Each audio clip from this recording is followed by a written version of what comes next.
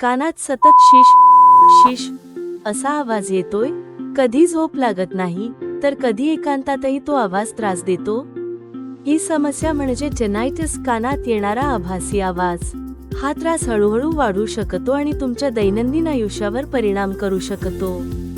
कारणं वेगवेगळी असू शकतात. मोबाईल किंवा इयरफोनचा जास्त वापर, कानाच्या नसांवर ताण किंवा श्रवणशक्ती कमी होणं. पण वेळेत निदान आणि योग्य उपचार मिळाल्यास हा त्रास कमी होऊ शकतो.